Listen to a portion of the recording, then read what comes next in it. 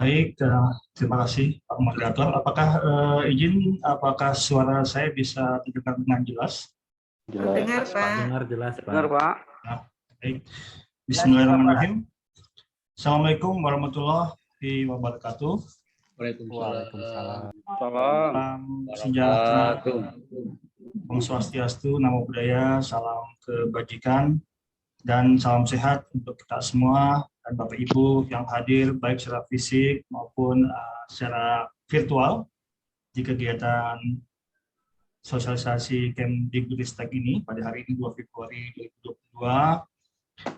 Dan tentunya kita mengucapkan juga syukur alhamdulillah karena pada pagi hari ini kita semuanya masih diberikan kesehatan dan perlindungan dari Allah Subhanahu wa Ta'ala, sehingga kita masih diberi kesempatan untuk bertemu kembali meskipun secara virtual di tengah-tengah pandemi Omikron ini yang semakin meningkat, dan catatan terakhir itu sudah sampai angka 81.000 tingkat kasus positif di Indonesia, sehingga tentunya sebagaimana reminder dari Pak Menteri selalu bahwa ASN dimanapun berada tentunya harus menjadi contoh dan teladan bagi masyarakat dan lingkungannya untuk penerapan 5M, sehingga bisa membantu mencegah penularan baru COVID.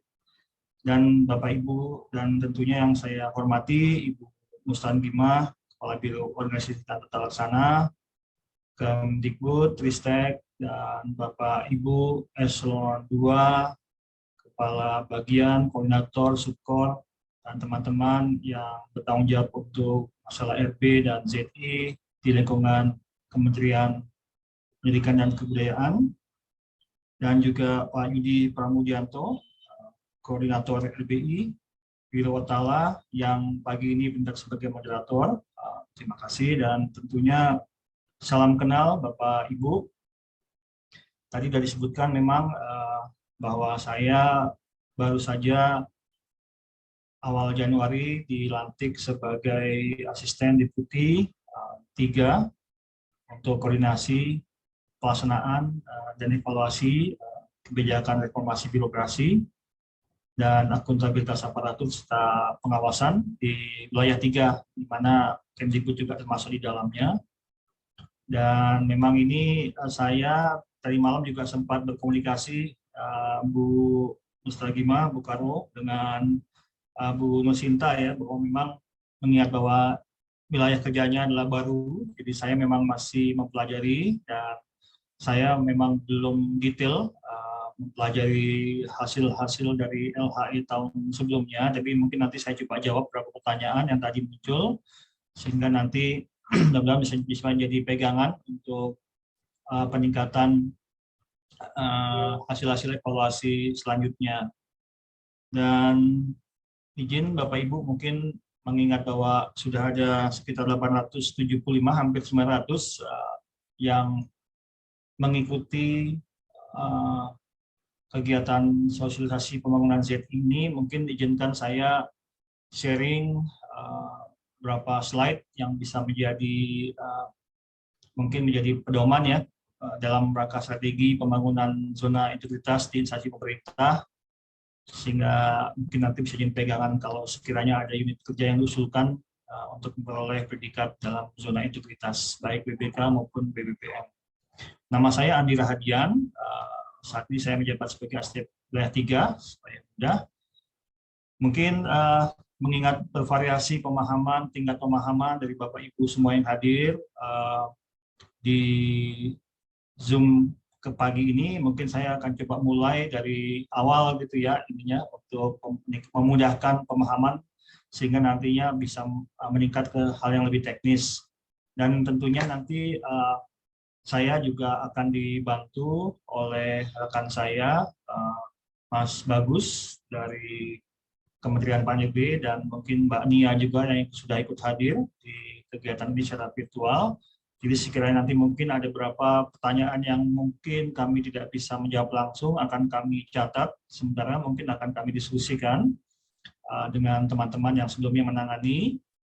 Dan memang Bapak Ibu, mohon izin di Kementerian PANIB sendiri, kami TMT Januari 2022 ini memang ada perubahan SOTK baru, dan ini mengakibatkan juga perubahan rotasi SDM, sehingga bukan hanya level eselon 2 yang dirotasi, tapi juga staf-staf SDM di bawah eselon 2 juga bergeser, sehingga pada banyak hal staf-staf baru yang menangani bidang yang baru juga. Selain itu wilayah-wilayah kerja baik KL maupun provinsi juga ada perubahan disesuaikan dengan perkembangan dan kebutuhan.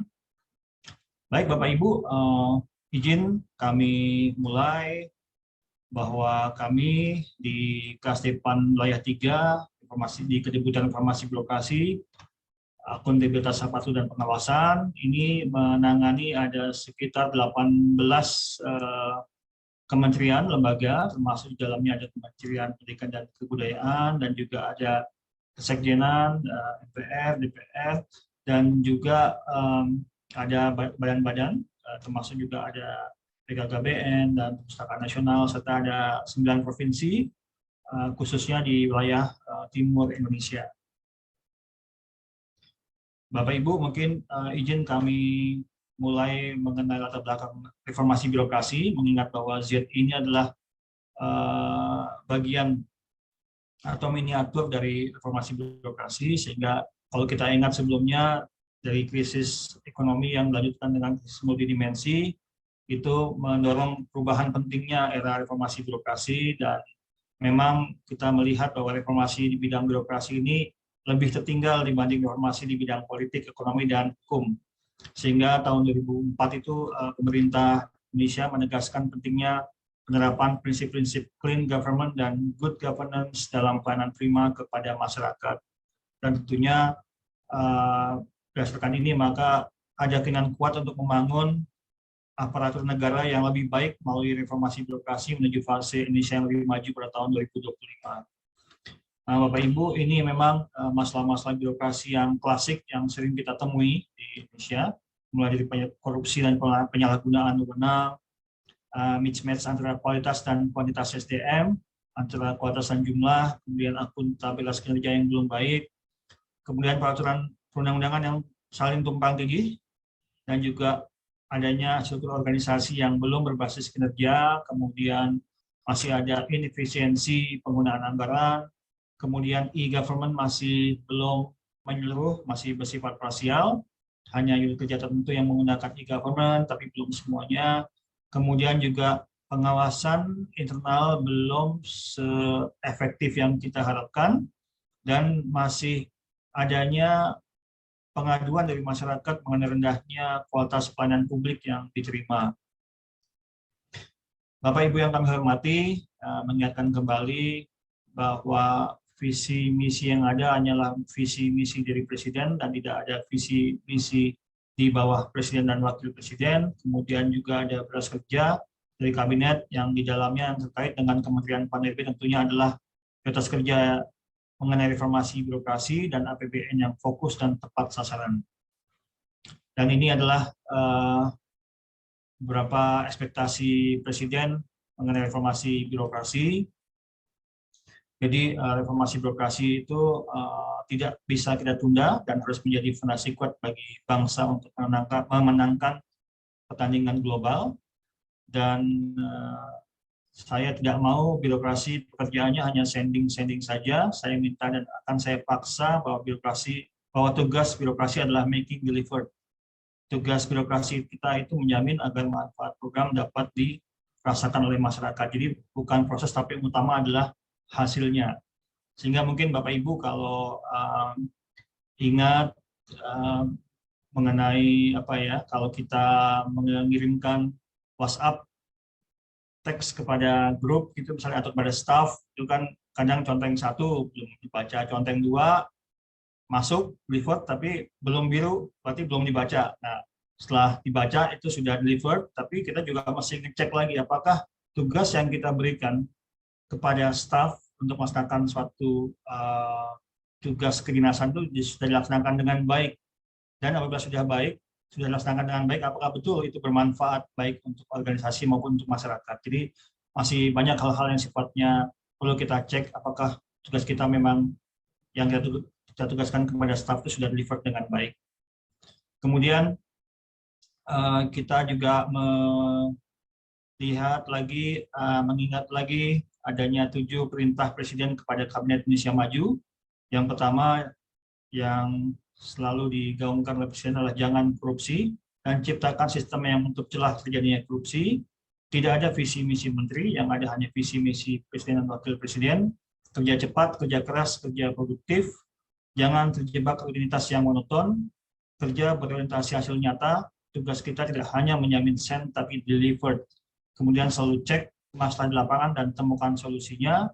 Dan semua harus serius dalam bekerja. Saya pastikan yang tidak bersungguh-sungguh, tidak serius, bisa saya copot di tengah jalan. Jadi ini adalah perintah Presiden kepada Kabinet Indonesia Maju.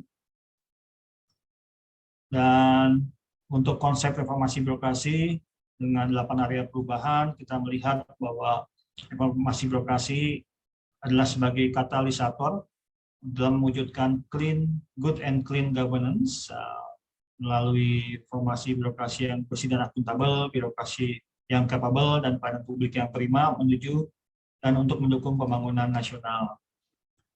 Bapak Ibu, ini hanya sekedar reminder bahwa untuk kerangka hukum pelaksanaan informasi birokrasi, mulai dari Peraturan Presiden Nomor 81 Tahun 2010 tentang Grand Design Reformasi Birokrasi tahun 2010-2025, yang kemudian ditindaklanjuti oleh Kementerian Pan-RB dengan menerbitkan Peraturan Menteri Pan-RB Nomor 25 Tahun 2020 tentang Roadmap Reformasi Birokrasi 2020-2024.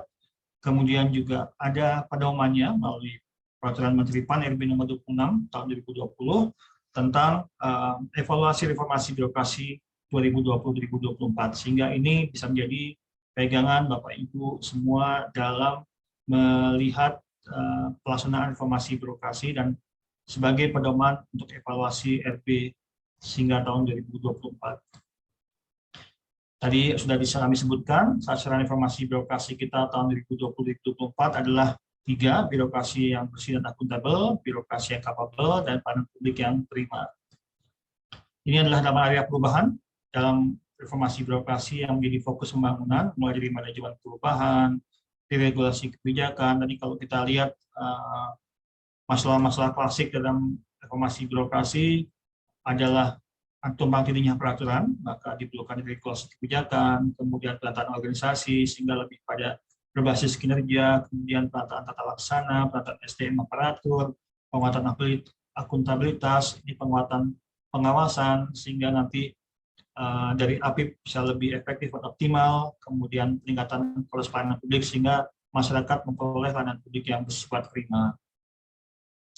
Bapak Ibu yang kami hormati, ini adalah roadmap kita periode pertama, kedua, dan ketiga, dan saat ini kita sudah dalam roadmap periode ketiga tahun 2020-2024, dan kita harapkan melalui kegiatan kita yang efektif dan efisien dan ekonomis, dan dalam upaya mewujudkan outcomes dengan menerapkan manajemen kerja yang didukung oleh sistem berbasis elektronik, dan juga setiap individu memiliki kontribusi yang jelas terhadap kinerja organisasi, maka diharapkan pada tahun 2024-2025 kita bisa menuju kepada pemerintahan berkelas dunia atau world class birokrasi, yang antara lain ciri-cirinya adalah tidak adanya korupsi, tidak adanya pelanggaran, APBN dan APBD berjalan dengan baik, semua program selesai dengan baik, perizinan selesai dengan cepat dan tepat, komunikasi publik juga baik, dan penggunaan waktu, jam kerja semakin efektif dan produktif, dan penerapan reward and punishment secara konsisten dan berkelanjutan. Kemudian hasil-hasil pembangunan itu dapat dirasakan secara nyata manfaatnya bagi masyarakat. Dalam hal ini tentunya pertumbuhan pro lapangan kerja, dan pro pengurangan kemiskinan. Nah, ini adalah hasil-hasil dari reformasi birokrasi kita, catatan dari tahun 2015 sampai 2020. Di level KL menunjukkan peningkatan yang signifikan kementerian lembaga di pusat, sedangkan di level provinsi masih di bawah kementerian lembaga, namun di tingkat kabupaten kota memang masih perlu didorong supaya lebih ada peningkatan reformasi birokrasi. Dan ini adalah hasil-hasilnya dari birokrasi yang sudah kita lakukan. Dan kalau dilihat dari hasilnya ini, Bapak Ibu bisa melihat bahwa terdapat banyak sebesar 96% lebih kementerian lembaga yang telah dinilai baik.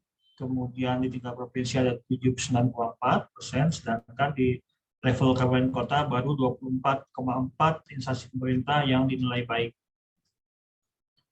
Dan apa sih tantangan reformasi birokrasi? Nah, ini ada beberapa hal yang kita catat sebagai tantangan reformasi birokrasi, yaitu adalah ego sektoral, kemudian komitmen leading institution untuk mengawal program RB masih belum komprehensif, kemudian reformasi birokrasi masih sekedar dipandang sebagai pemenuhan dokumen semata, kemudian masih rendahnya komitmen kepala daerah, dan RB masih belum berdampak signifikan pada capaian pembangunan nasional dan penyelesaian isu di hilir bukan di hulu.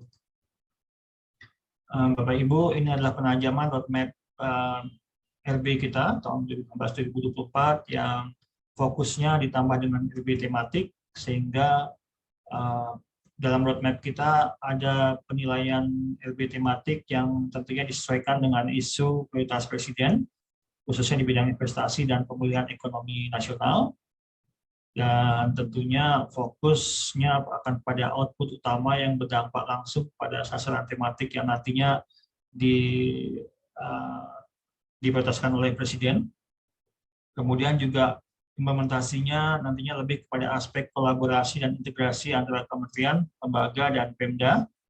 Kemudian dalam roadmap ini akan ada perpres yang diharapkan akan lebih mengikat dibanding roadmap sebelumnya yang sifatnya peraturan menteri. Nah, ini mungkin bisa menjadi catatan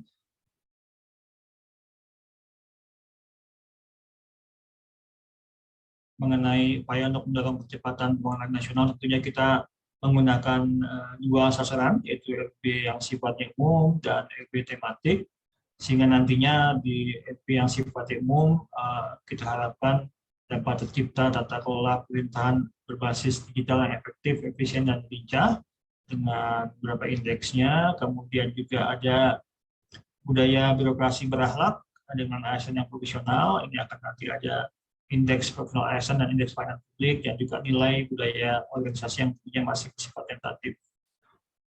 Baik, Bapak Ibu yang kami hormati, Ibu Karo, Pak Yudi, dan Bapak Ibu yang hadir di lingkungan Kementerian Pendidikan dan Kebudayaan, izinkan kami menyampaikan suatu kebijakan baru dari Kementerian Pan-RB yang memang ini sangat baru karena ini baru diundangkan pada akhir Desember 2021, sehingga masih berusia 1 bulan, dan memang saat ini kami sedang menyusun petunjuk teknisnya bagi para evaluator kami, sehingga nantinya kita memiliki satu visi dan satu pemahaman yang sama dalam melakukan evaluasi terhadap pembangunan zona integritas. Dan untuk tahap awal ini mungkin akan saya sampaikan beberapa prinsip-prinsip utama dari kebijakan baru Permenpan RB ini yang nomor 90 tahun 2021. Nanti sekiranya ada waktu di kemudian hari, mungkin kita bisa melangkah ke hal-hal yang sifatnya lebih teknis sambil menunggu petunjuk yang lebih detail bagi para evaluator selesai kami susun. Jadi Permenpan RB nomor 50 tahun 2021 ini tentunya menggantikan Permenpan yang RB sebelumnya, nomor 10 tahun 2019, sehingga ini menjadi pegangan kita semua, instansi dan unit kerja di lingkungan Bapak Ibu semua dalam bangunan dan evaluasi ZI menuju WBK dan menuju WBPM. Nah, mungkin latar belakang dari Permenpan ini perlu kita ketahui bahwa memang sudah waktunya kita untuk semakin mempercepat pencapaian sasaran informasi birokrasi, kemudian juga untuk menjaga kualitas proses dan hasil evaluasi, dan juga untuk meningkatkan kualitas pembangunan ZI, dan tentunya kita melihat juga bahwa komponen penilaian zona integritas dalam Permenpan yang sebelumnya sudah tidak sesuai lagi dengan kerangka penilaian RB yang terdapat dalam Permenpan nomor 26 tahun 2020 tentang penilaian mandiri pelaksanaan RB. Dan Permenpan 90 ini akan menjadi acuan bagi instansi pemerintah dalam membangun ZI dan menuju WBK dan WBPM, dan juga menjadi rujukan bagi tim penilai internal di Kemdikbud untuk melakukan evaluasi terhadap pembangunan ZI di unit kerja, satuan kerja, dan juga menjadikan rujukan bagi TPN, tim penilai nasional, untuk melakukan evaluasi, sehingga TPI dan TPN nantinya memiliki pemahaman yang sama, kemudian juga memastikan kualitas dari unit kerja yang diajukan. Ini adalah definisi dari zona integritas WBK dan WBPM yang terdapat dalam Permenpan nomor 90 tahun 2021. Tadi kami sampaikan bahwa zona integritas adalah miniatur dari pelaksanaan informasi birokrasi, dan tentunya ini tadi mungkin juga bisa mulai menjawab pertanyaan dari Ibu Kepala Biro, bahwa memang yang diutamakan adalah unit kerja atau satuan kerja yang langsung memberikan pelayanan kepada masyarakat.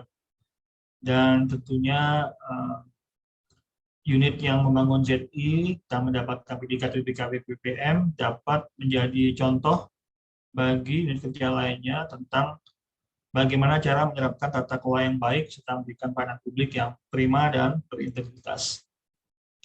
Mungkin ini adalah pembangunan ZI WBK WBPM. Kita bisa melihat tentunya unit kerja pelayanan yang sifatnya strategis, kemudian pimpinan dan jajarannya mempunyai komitmen yang kuat membangun WBK WBPM dan memiliki orientasi peningkatan integritas dan pelayanan publik, dan juga dapat menjadi role model dalam menerapkan semangat perbaikan tata kelola pada unit kerja pelayanan lainnya.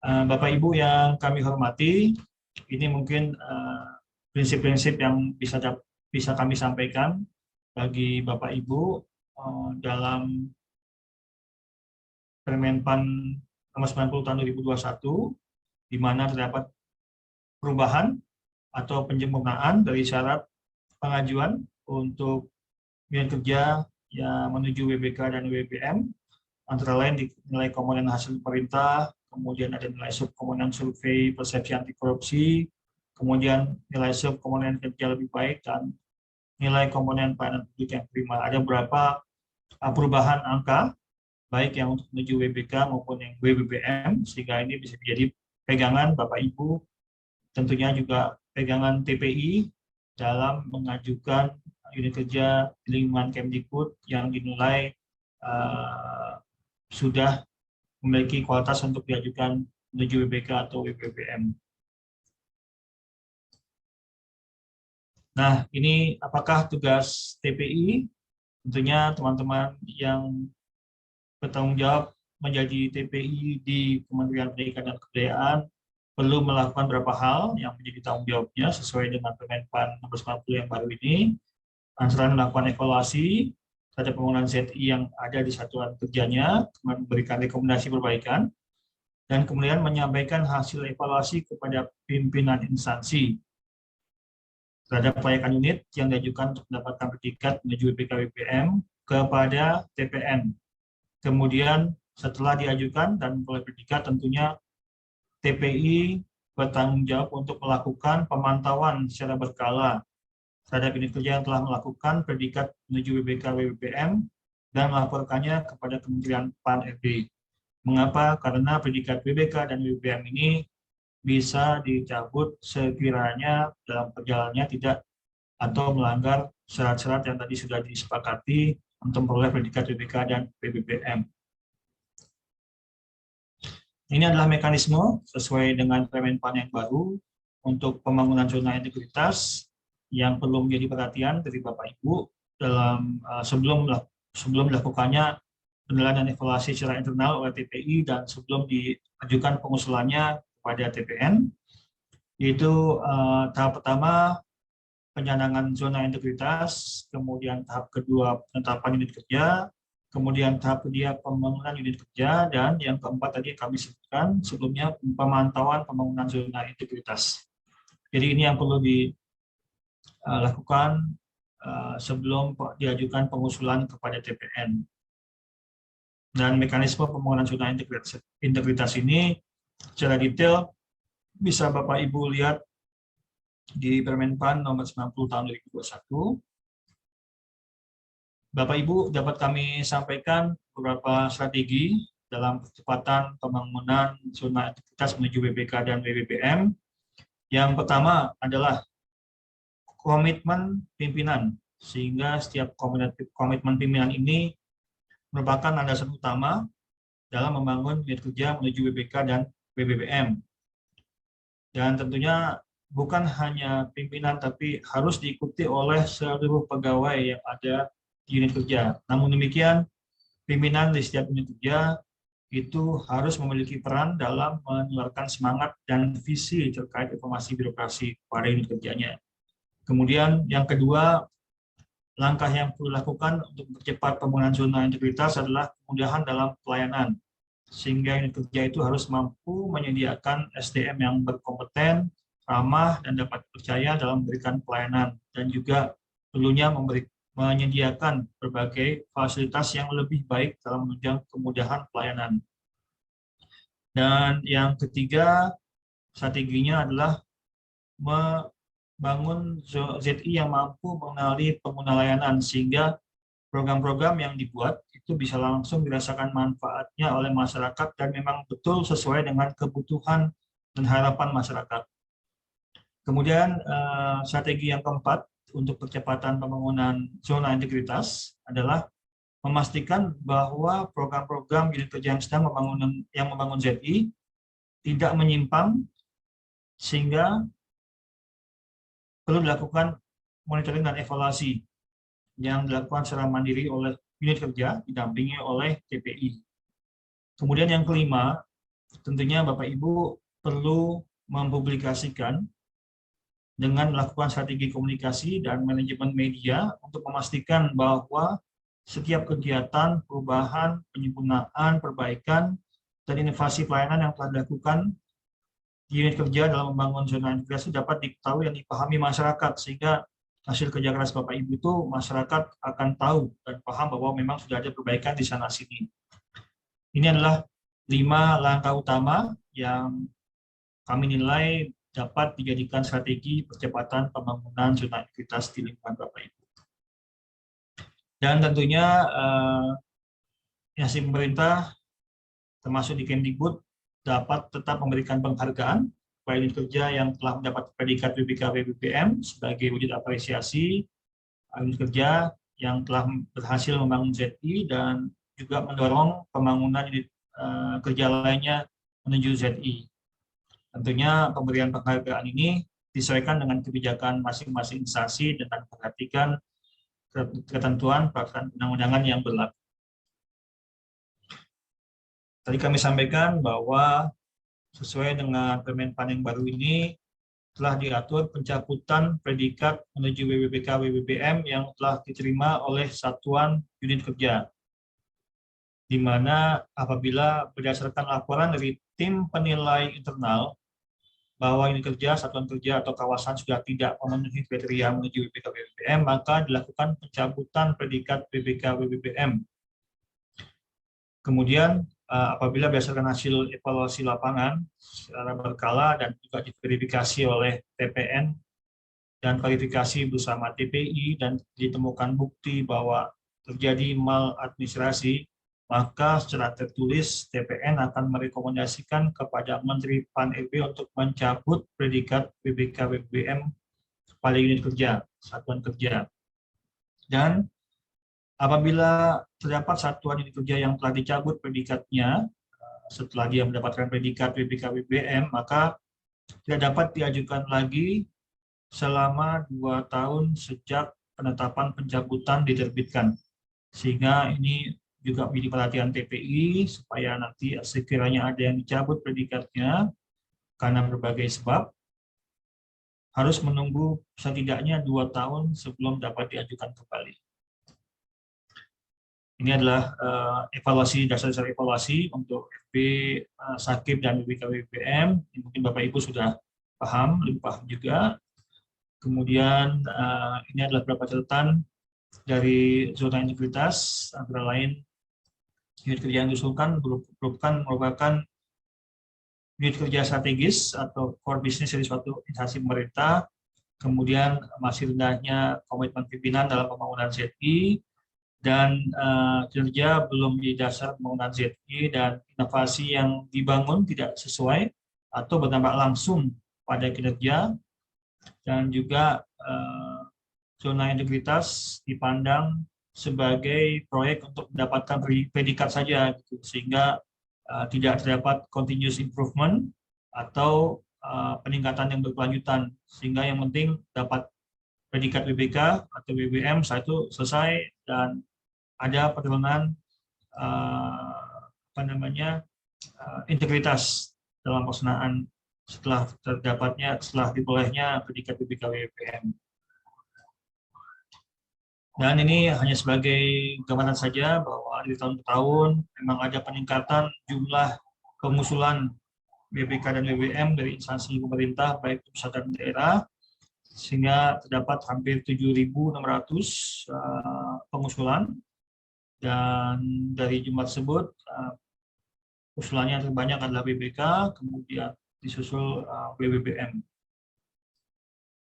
Bapak Ibu, ini adalah unit kerja di lingkungan Kementerian Pendidikan dan Kebudayaan Ristek yang memperoleh predikat BBK tahun 2021. Tadi disampaikan betul bahwa dari 93 unit yang diajukan untuk memperoleh predikat, baru 17 unit kerja yang mendapat predikat BBK dengan berbagai pertimbangan.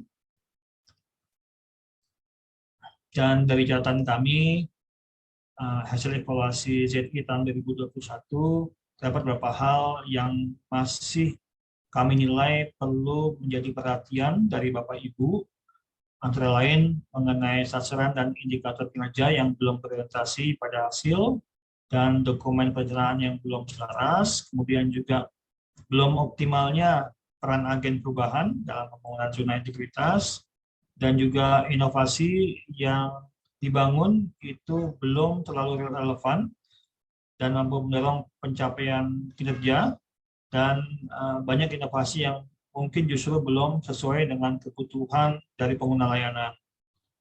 Dan beberapa unit kerja belum sepenuhnya menerapkan manajemen risiko yang baik, sehingga masih terdapat kemungkinan terjadinya pelanggaran integritas atau KKN.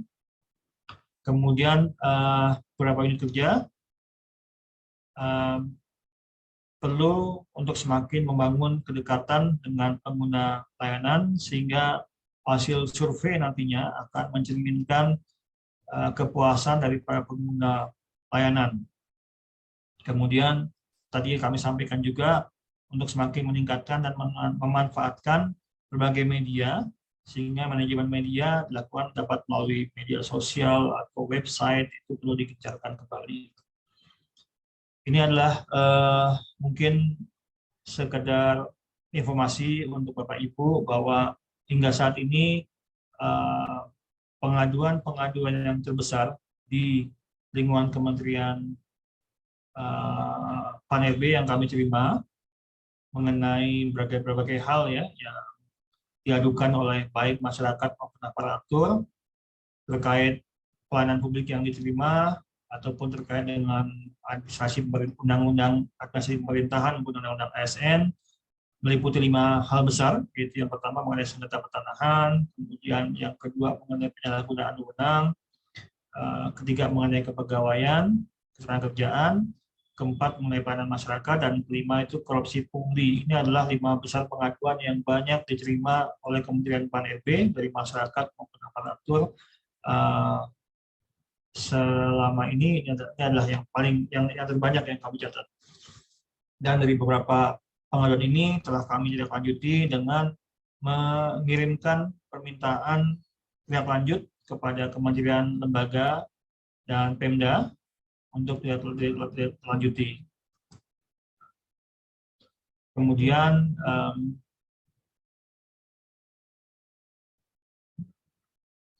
ini adalah kategori pengaduan yang disampaikan kepada Kemdikbud untuk periode 2018-2021. Jadi pengaduan yang diterima masih didominasi dengan kategori maladministrasi, itu jumlahnya ada 4, kemudian selebihnya adalah mengenai penyalahgunaan wewenang dan masalah kepegawaian. Selanjutnya, sebaran asal pengaduan didominasi oleh pelapor dari Jawa, dari DKI Jakarta, yaitu 7, dan kemudian disusul Jawa Tengah. Dari pengaduan yang diterima dan disampaikan kepada Kemdikbudristek, ini ada sekitar 4 pada tahun 2020, sebelumnya tahun 2018 dan tahun 2019 masing-masing 1 pengaduan. Kemudian di tahun 2021 ada 2 pengaduan yang diterima oleh Kementerian PAN-RB dan telah disawarkan kepada Kemdikbudristek untuk memperoleh tindak lanjut.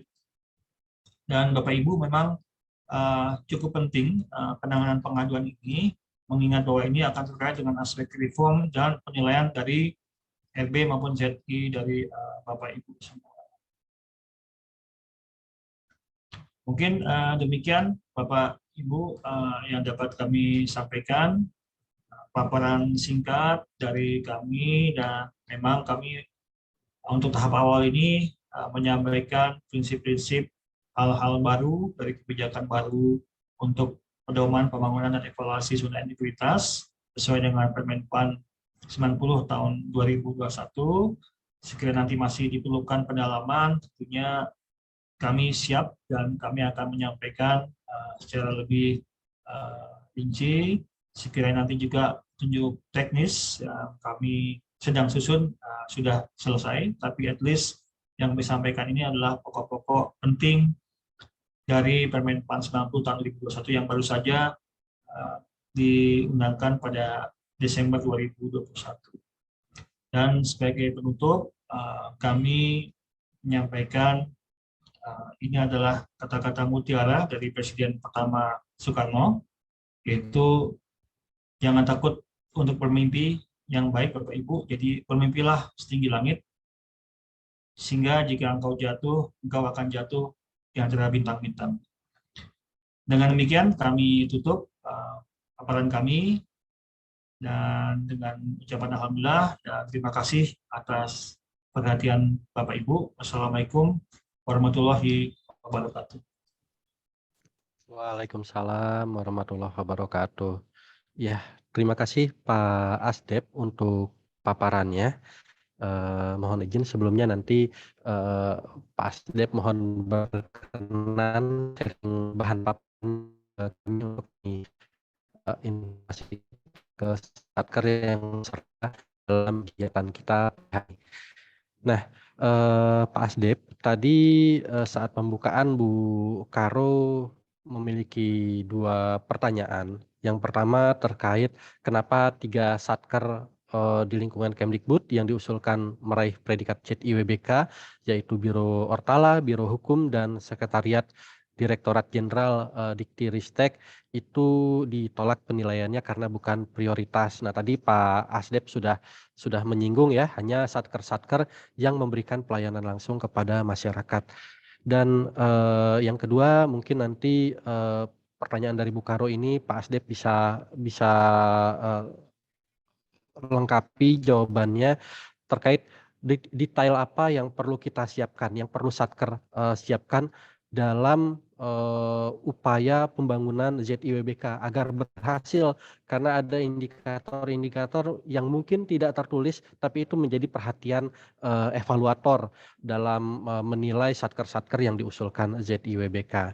Nah, lalu selanjutnya Bapak Ibu, kita mulai ke teman-teman yang sudah raise hand ya untuk bertanya.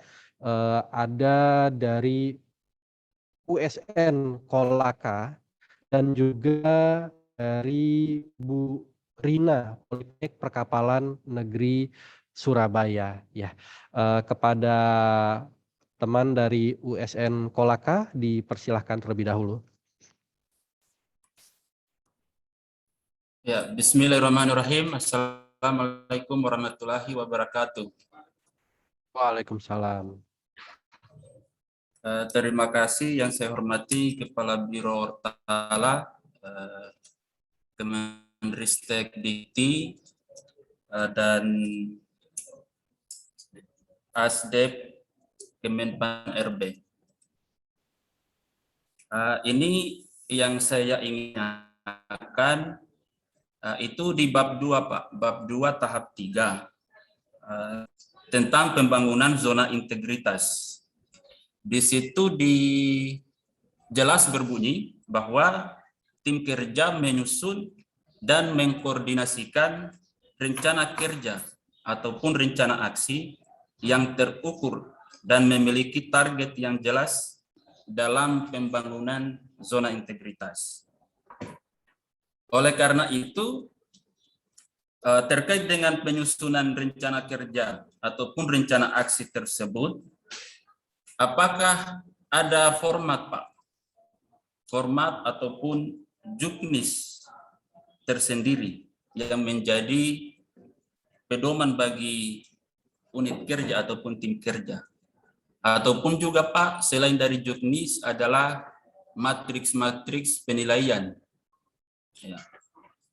Mungkin itu yang kami bisa tanyakan. Akhir kata, wabillahi taufiq wal hidayah. Assalamualaikum warahmatullahi wabarakatuh. Waalaikumsalam warahmatullahi wabarakatuh. Dari USN Kolaka, Fakultas Hukum menanyakan terkait rencana kerja yang terukur dalam pembangunan ZIWBK, apakah ada metrik-metrik penilaian yang bisa menggambarkan bahwa rencana aksi itu terukur. Selanjutnya dari Bu Rina, Politeknik Perkapalan Negeri Surabaya. Silahkan, Bu. Baik, terima kasih Pak Yudi. Assalamualaikum, selamat pagi Bapak Ibu. Salam kenal Pak Andi, saya Rina dari Politeknik Perkapalan Negeri Surabaya. Ada 2 pertanyaan Pak. Tadi Pak Andi menjelaskan tentang tahap-tahap dalam pembangunan ZI. Jadi kebetulan Satker kami, Politeknik Perkapalan Negeri Surabaya sudah mengajukan di 2021 tapi belum berhasil ke sampai penilaian TPN. Namun di 2021 tentunya kami telah melakukan pencanangan ZI pada tahap ke-1. Pertanyaan saya, pada saat Satker kami di 2022 ini mengajukan kembali, apakah tahap 1 pencanangan ZI ini perlu dilakukan ulang atau seperti apa, Pak?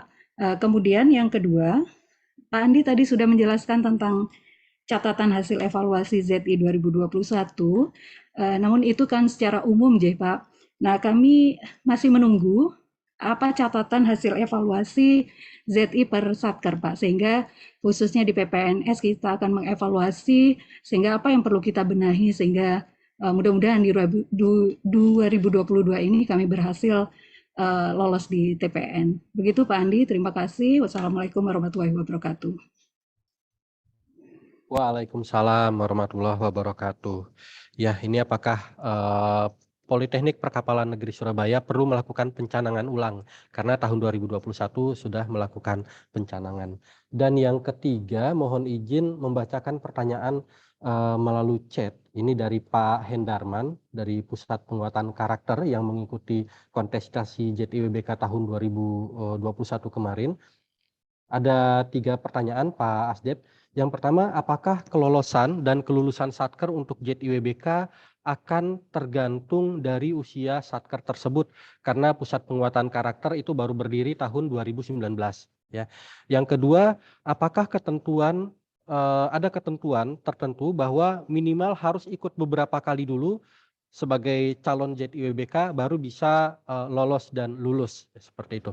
Dan pertanyaan yang ketiga dari Pak Hendarman, apakah fakta bahwa Satker calon ZI tidak dikunjungi oleh evaluator Menpan itu mengindikasikan bahwa Satker tersebut tidak lolos?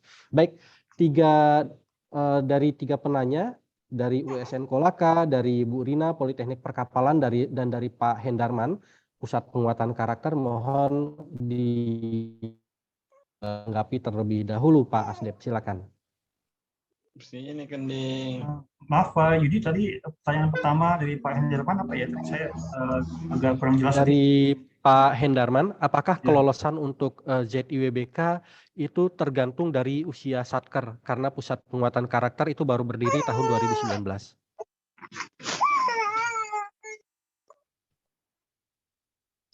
Oke, terima kasih Pak. Ini langsung tiga pertanyaan dulu. Silakan Pak Asdep, tiga penanya. Baik. Kan Baru lagi. Baik, Bapak Ibu, izinkan kami mencoba menjawab beberapa hal yang tadi ditanyakan oleh tiga penanya, dan terima kasih. Ini pertanyaannya lumayan menumpuk ini dan cukup berat. Tapi sebelum kami menjawab tiga penanya, mungkin tadi kami mencoba menjelaskan kembali hal yang juga ditanyakan oleh Ibu Karo di awal tadi, mengapa ada tiga Satker yang tidak dievaluasi, sehingga mungkin Bapak Ibu juga bisa menjadi pegangan bahwa untuk kementerian, lembaga, fokus evaluasi RB masuk ZI memang unit kerja yang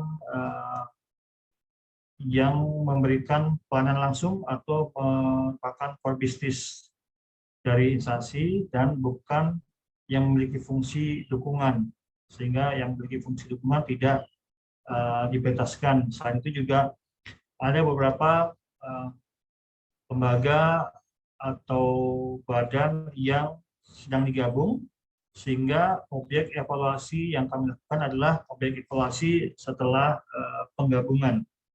Jadi itu yang menjadi mungkin pegangan kita bersama, sehingga pemilihan sampel tentunya disesuaikan dengan isu strategis dan core business dari instansi Bapak Ibu.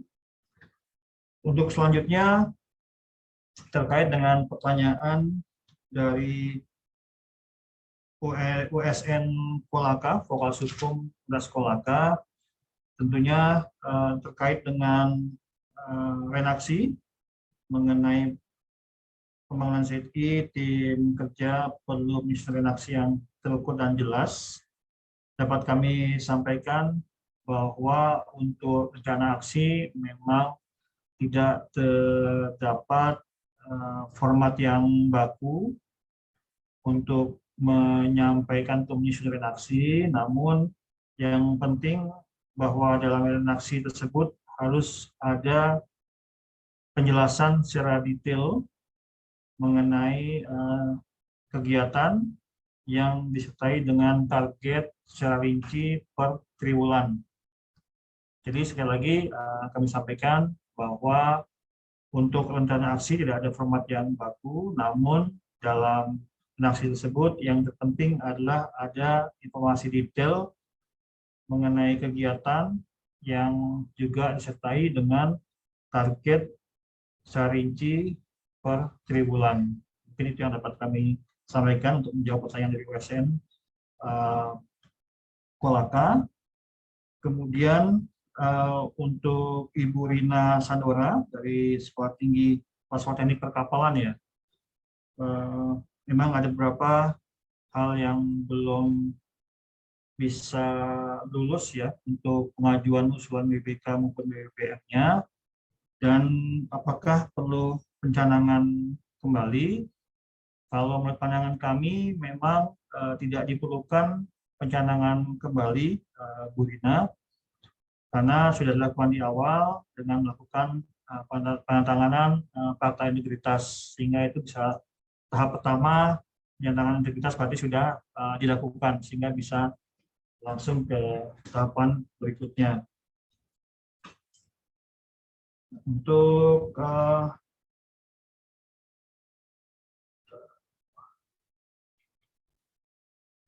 Pak Hendarman. ya, dan memang ada beberapa unit kerja yang kami nilai tidak memenuhi kriteria survei. Jadi Bapak Ibu, meskipun sudah lolos dari seleksi administrasi, namun ada survei yang kami lakukan. Jadi mungkin Ibu Rina juga perlu juga memahami bahwa tahapan selanjutnya dari seleksi administrasi adalah survei, dan kemudian survei pun harus dilanjutkan. Ada beberapa kriteria ya, seperti misalnya harus memenuhi indeks persepsi kualitas pelayanan, kemudian juga indeks persepsi anti korupsi, kemudian juga jumlah responden itu ada minimal 30 untuk survei. Kemudian apabila survei telah dilakukan, kita akan mengecek kualitas dari hasil survei dengan melakukan validitas hasil pasangan survei. Kemudian kita juga berkoordinasi dengan kementerian lembaga terkait untuk memperoleh clearance dari instansi terkait, baik dari Ombudsman, dari KPK, mengenai kerja dimaksud, dan memang dari hasil clearance dari yang kami dapatkan dari kementerian lembaga terkait, memang ini juga bisa menghasilkan ketidaklulusan dari evaluasi. Dan memang tadi juga antara lain unit kerja tidak dapat dilakukan evaluasi ZI karena tidak menjadi prioritas evaluasi zona integritas dan tidak menjadi sampel evaluasi. Tadi itu karena bukan layanan, bukan pemberi layanan langsung. Jadi mungkin ini beberapa hal yang bisa menjadi pegangan untuk Ibu Rina Sandora, beberapa pertimbangan mengapa belum lulus untuk predikat BPK maupun BPPM. Dan nanti memang akan ada surat resmi yang ditujukan kepada Sekretaris Jenderal Kementerian Pendidikan dan Kebudayaan mengenai hasil evaluasi pelaksanaan pembangunan ZI di lingkungan Kementerian Pendidikan dan Kebudayaan, dan mudah-mudahan nanti surat ini bisa disebarluaskan kepada kementerian lembaga terkait di lingkungan Kemdikbud, sehingga karena di situ ada cukup detail penjelasan dari catatan kami untuk kerja yang oleh predikat BPK, apa catatan kami, berapa total nilainya, dan apa rekomendasi yang masih dilakukan, dan juga untuk unit kerja yang belum memperoleh nilai itu juga bisa dilihat di situ ada berapa catatan dan rekomendasi apa penyebab utama unit kerja dimaksud tidak memperoleh predikat BPK dan BPPM. Semoga penjelasannya tadi cukup jelas untuk Ibu Rina Sandora. Dan selanjutnya pertanyaan yang ketiga dari Bapak Hendarman dari Pusat Penguatan Pembangunan atau Penguatan Karakter ya. Itu Penguatan karakter, Pak. Ya, oke.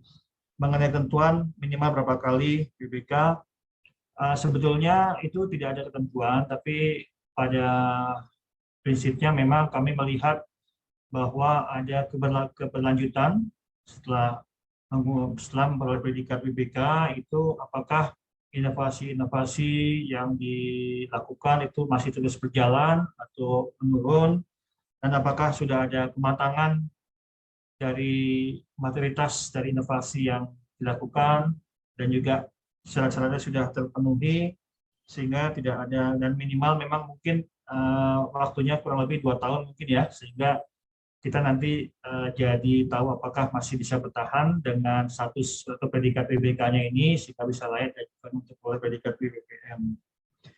Dan tadi memang ada pertanyaan yang kurang lebih sama dari setiap satker itu kadang-kadang menanyakan apakah artinya kalau tidak dilakukan kunjungan itu artinya satker tersebut tidak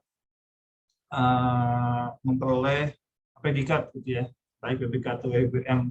Sebetulnya kunjungan atau kami menyebutnya verifikasi lapangan, VLAP, itu lebih kepada untuk memverifikasi apakah betul dokumen-dokumen yang diajukan atas itu sesuai dengan kondisi sebenarnya di lapangan, dan juga kita melihat juga kesesuaian dari kunjungan lapangan tersebut, memverifikasi dokumen, kemudian juga inovasi-inovasi yang disampaikan apakah betul berjalan dengan baik dan dirasakan manfaatnya oleh pengguna layanan. Sehingga tidak ada jaminan, karena dari pengalaman kami juga kami sudah sempat beberapa kali melakukan kunjungan verifikasi lapangan ke unit kerja tertentu di kementerian lain. Namun misalnya dari 2 unit kerja yang dikunjungi cuma 1 yang bisa lolos untuk memperoleh predikat, sehingga bukan jaminan bahwa unit kerja dimaksud yang dikunjungi otomatis akan memperoleh predikat. Mungkin dapat kami sampaikan tadi sedikit mengenai persyaratan yang lebih utama yang tentunya Bapak Ibu perlu jadi pegangan, khususnya ini untuk Pak Hendarman ya, sehingga bisa mungkin nanti kami coba share lagi. Mungkin ini. Nah, mungkin apakah bisa terbaca Bapak Ibu?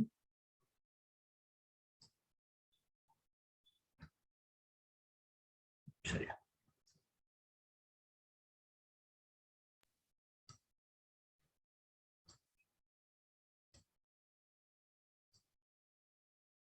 Nah, jadi di sini ada beberapa syarat untuk menuju WBK, untuk menuju WBBM, telah mendapatkan predikat menuju WBK, dan ini ada beberapa syarat yang mungkin lebih pas untuk menjadi pegangan bagi Bapak Ibu dalam pengajuan satuan unit kerja untuk oleh predikat.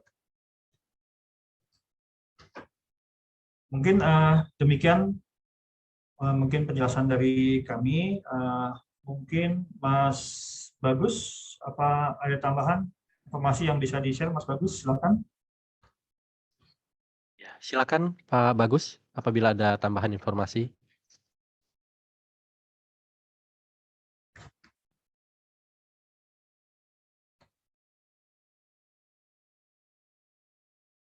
Masih mute, Mas Bagus, masih mute.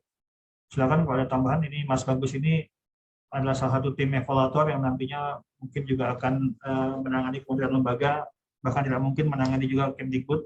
Silakan Mas Bagus, sekiranya ada tambahan. Baik, terima kasih. Selamat siang Ibu Karo, Bapak Ibu dari Kepala Satker dari Kemendikbud. Mohon izin Bapak Ibu, Pak Asdep, untuk saya mungkin menyampaikan sedikit saja tadi dari beberapa pertanyaan berkaitan dengan yang pertama tadi untuk renaksi sudah dijelaskan oleh Pak Asdep bahwa sebetulnya renaksi ini kita tidak ada format yang bagus seperti apa. Namun untuk renaksi ataupun renja ini alangkah lebih baik apabila kita jabarkan ke masing-masing dalam bentuk sub kegiatan per area.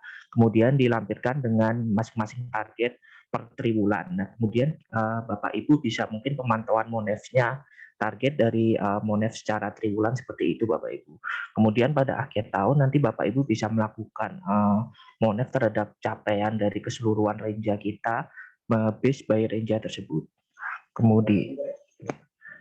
Kemudian untuk berikutnya berkaitan dengan pencanangan ulang, tadi juga sudah disampaikan oleh Pak Asdep bahwa untuk pencanangan ulang sendiri sebenarnya kalau apabila sudah mengajukan sebelumnya sebetulnya tidak perlu melakukan pencanangan ulang karena pencanangan ulang adalah dilakukan di tahap sangat awal, yaitu biasanya melalui penandatanganan fakta integritas, dan hal tersebut tidak perlu diulang lagi apabila satker dari Bapak Ibu ingin mengajukan BPK BBPM berikutnya. Kemudian berkaitan dengan ini Bapak Ibu, untuk hasil teknis ataupun hasil LHE lengkapnya untuk per area per masing-masing satker yang kemarin mengajukan ZI pada tahun 2021, tadi juga sudah disampaikan oleh Pak Andi bahwa kami nanti akan mengirimkan LHE-nya Kemendikbud secara keseluruhan didasarkan ataupun dilengkapi dengan catatan masing-masing dari Satker yang kemarin mengajukan. Ditunggu saja, mohon izin Bapak Ibu. Nanti kami akan memberikan catatan lengkapnya sekaligus rekomendasi yang ada di LHE tersebut untuk masing-masing Satker. Kemudian berkaitan dengan tadi semua. Nah, kemudian untuk beberapa syarat mungkin Bapak Ibu ada sedikit perbedaan dari Permenpan yang lama maupun baru. Mungkin Bapak Ibu nanti bisa membaca di mana ada beberapa syarat. Salah satunya yaitu untuk pembangunan sendiri untuk WBK minimal sekarang 1 tahun. Jadi tadi ada apabila yang ditanyakan berkaitan dengan usia Satker tersebut baru dibentuk 2019. Kalau untuk 2022 mungkin untuk kedepannya sudah bisa, karena untuk di persyaratan bisa dibaca oleh Bapak Ibu di Permen 4 2021. Kita juga sekarang sudah ada persyaratannya berkaitan dengan WBK pembangunannya minimal 1 tahun Bapak Ibu. Jadi nanti untuk lebih lanjutnya nanti juga kita akan melakukan sosialisasi kepada masing-masing IP berkaitan dengan Permen 492 tahun 2021 ini apabila juknisnya telah selesai. Mungkin sedikit tambahan dari saya. Terima kasih Bapak Ibu. Baik, terima kasih Pak Bagus. Bisa Pak Yudi, mungkin ada tambahan sedikit dari saya nih Pak Budi.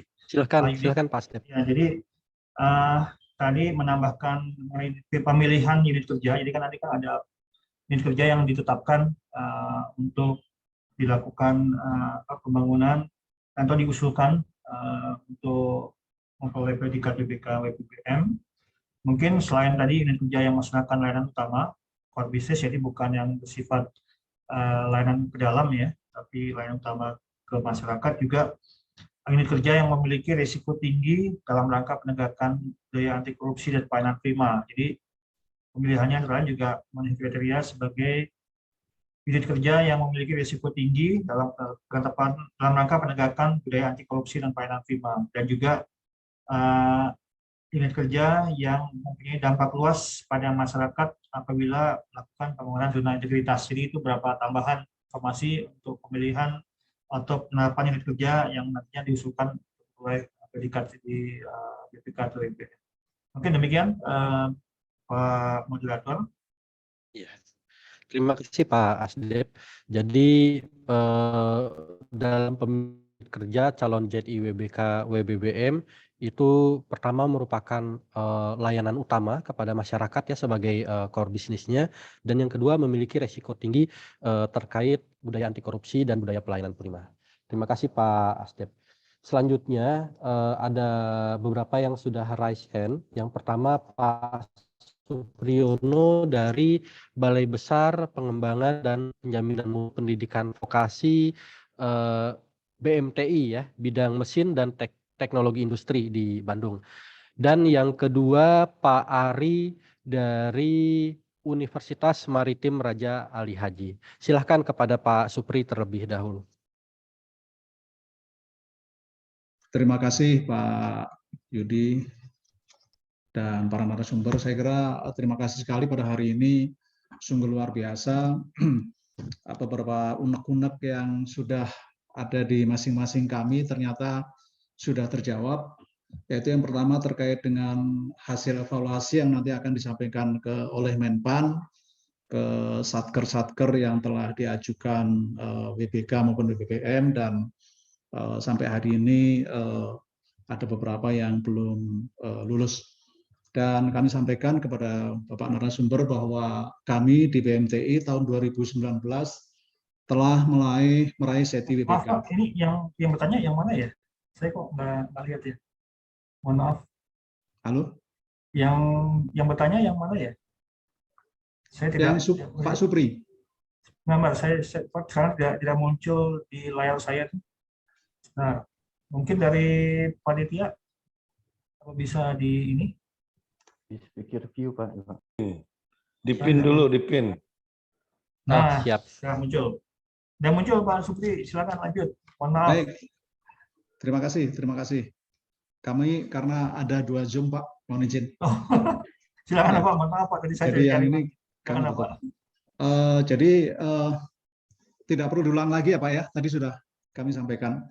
Intinya kami terima kasih karena hasil penilaian kami nanti akan disampaikan oleh Menpan, dan kami sampaikan tahun 2019 kami telah meraih ZI WBK, hasil terkait dengan opini WBK, kemudian sakit minim kami juga cukup tinggi kan, 85,84, layanan publik kami juga cukup tinggi Pak, hampir 3,91. Itu tentu saja membuat kami sangat pede, atau kata lainnya mungkin terlalu pede gitu Pak. Sehingga pada saat penilaian tentu saja kami berharap nanti kehadiran dari tim Menpan RBI ataupun instansi yang telah ditunjuk seperti BPS dan lain sebagainya itu bisa hadir Pak. Karena apa? Tentu saja waktu yang diberikan untuk paparan kami kan sangat terbatas Pak. Hanya 25 menit. Saya yakin 25 menit dan itu diberikan kami tayangkan secara virtual, tentu saja hasil atau apa sesuatu yang ingin kita sampaikan tentu belum bisa memenuhi gitu Pak. Jadi kehadiran dari tim WBBM, tim Menpan untuk terkait kami yang ingin WBBM tentu saja sangat diperlukan sehingga kami betul-betul bisa membuktikan apa saja yang sudah kami lakukan, apakah sudah sesuai dengan yang dilakukan oleh tim TPI maupun tim evaluasi dari hasil survei masyarakat. Mungkin itu Pak dari kami. Terima kasih. Ya, baik. Terima kasih Pak Supri. Selanjutnya Pak Ari dari Universitas Maritim Raja Ali Haji. Silakan Pak Ari. Baik, terima kasih Pak narasumber, Pak Andi. Terima kasih atas kesempatannya. Jadi, Rektor Universitas Maritim Raja Ali Haji berkeinginan untuk melakukan pencanangan zona integritas ya. Tapi hambatannya katanya untuk yang belum diprioritaskan belum boleh untuk melakukan pencanangan. Jadi saya di sini sebetulnya ingin saran juga, memang itu menjadi halangan harusnya tidak. Karena yang namanya pencanangan ini kan seperti orang melakukan syahadat, artinya sudah ada niat untuk melakukan membangun zona integritas. Jadi kalau hanya untuk pencanangan saya kira tidak perlu ada prioritas atau tidak prioritas. Ini saran dari kami seperti itu ya. Jadi ketika ada pimpinan unit atau pimpinan instansi berkeinginan untuk melakukan pencanangan seharusnya dipersilakan saja. Jadi tidak perlu menunggu apakah ini Kemudian juga terkait masalah ini sebetulnya saran juga lah kepada Pak ya, terkait masalah unit kerja yang sifatnya pendukung juga tidak dijelaskan. Saya kira itu tidak perlu seperti itu juga. Artinya kalau memang sudah ada unit kerja ataupun satuan kerja yang sudah memenuhi syarat, walaupun tidak prioritas ya dikasih aja ininya, dievaluasi kan dikasih. Karena apa? Karena kalau sudah dapat predikat itu nanti spiritnya akan mengikuti, sama seperti orang naik haji lah, ketika dia dapat predikat haji perilakunya akan mengikuti itu. Begitu juga kalau dia sudah pakai kupiah haji aja, nah itu perilakunya sudah untuk melakukan tindakan-tindakan yang negatif juga sudah mulai terbatasi dengan adanya predikat maupun simbol yang dilekatkan kepada sebuah kerja. Kira seperti itu Pak. Jadi sebetulnya saran saja jangan terlalu kita ini. Toh nanti kalau seandainya unit kerja tadi tidak layak untuk mendapatkan pendidikan itu bisa dicopot juga. Dan ini tentunya lebih besar lagi resiko ataupun beban malu yang akan dipikul oleh unit kerja tersebut ketika nanti ternyata ada perilaku-perilaku yang koruptif bagi unit kerja yang sudah mendapatkan predikat PBK dan PBK. Jadi kalau sudah sudah memenuhi syarat, umpamanya dikasih aja predikat itu, kemudian nanti kan akan spiritnya akan mengikuti nanti itu. Karena yang dikejar sebetulnya bukan hanya compliance saja, tapi sebetulnya yang kita kejar di sini adalah spirit untuk bersikap anti koruptif lah di sini. Saya kira itu dari saya Pak. Terima kasih. Assalamualaikum warahmatullahi wabarakatuh. Waalaikumsalam warahmatullahi wabarakatuh. Terima kasih Pak Ari. Untuk pertanyaan ketiga, penanya ketiga mohon izin membacakan pertanyaan melalui chat room ya, dari Pak Roni LPMP Bali ya, Lembaga Penjaminan Mutu Pendidikan Bali. Pak Roni menanyakan, mohon izin Pak Asdep, untuk satker yang sudah berpredikat ZI WBK ya, apabila nomenklaturnya berubah apakah predikatnya menjadi hilang? Ya, ini LPMP Bali itu sudah berpredikat ZIWBK. Pak Roni mungkin mengkhawatirkan apabila nanti nomenklaturnya berubah, predikatnya bisa hilang. Silahkan, itu 3 penanya untuk ditanggapi Pak Asdep.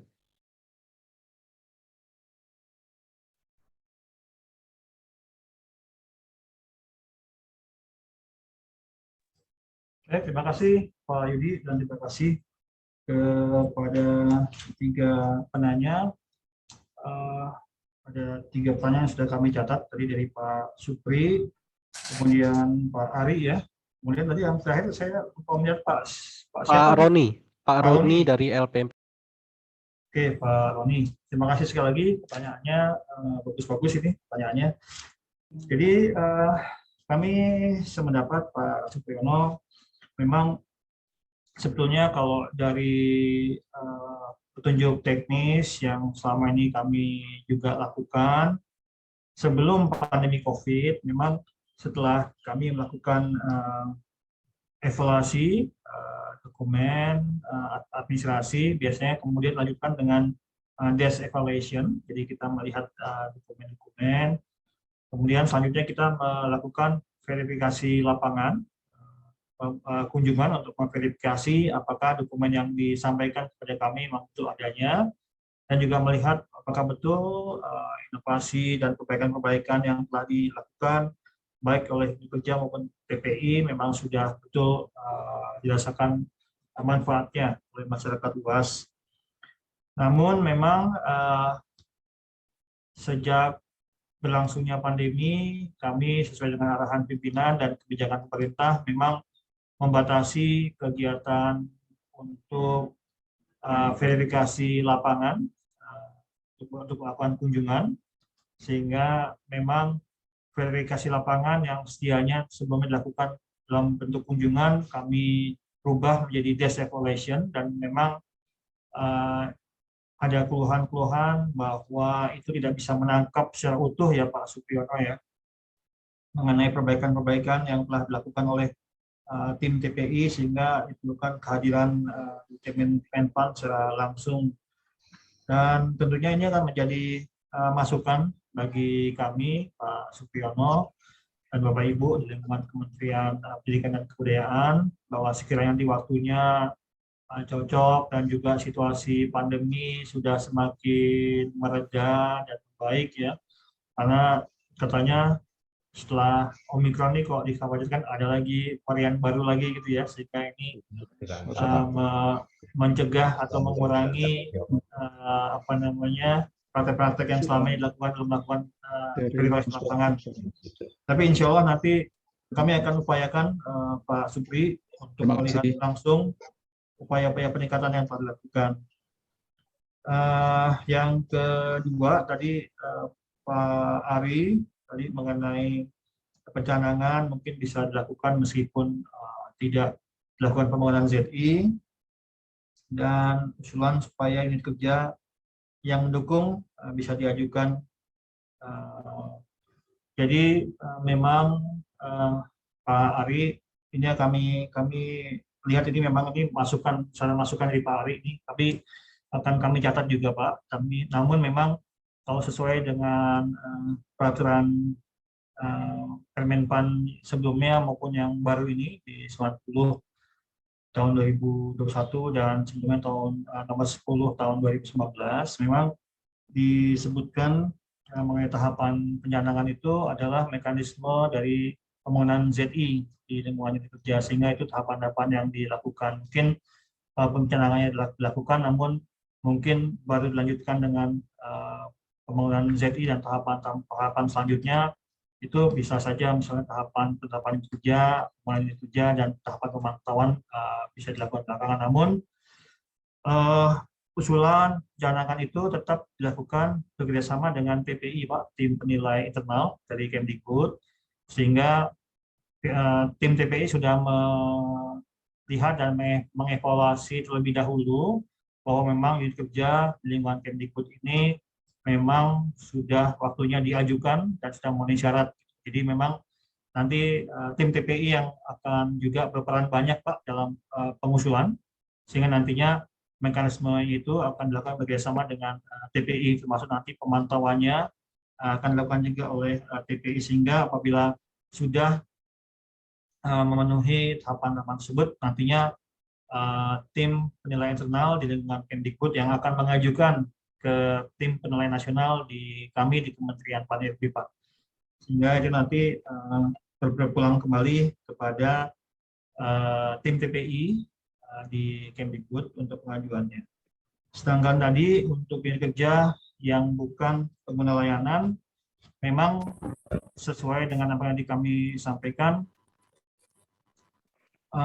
sebetulnya yang diprioritaskan adalah unit kerja yang memang memberikan layanan langsung kepada masyarakat Pak, sehingga bisa dirasakan betul manfaatnya bagi masyarakat.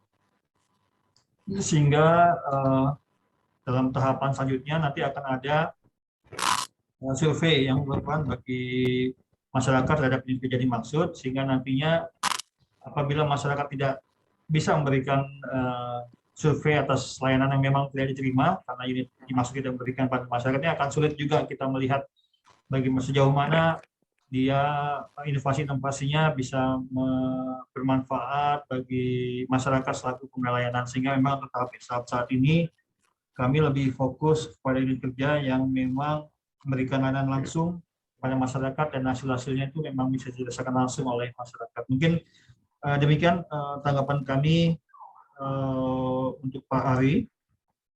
Sedangkan untuk Pak Roni mengenai apabila Satker yang telah memperoleh predikat ZTI, PBK itu berubah nomenklatur, itu bagaimana? Nah ini mungkin kalau menurut kami, kalau hanya nomenklatur yang berubah, tapi tusi dan struktur organisasinya tidak berubah secara signifikan, maka predikat PBK-nya masih tetap berlanjut Pak, masih tetap bisa.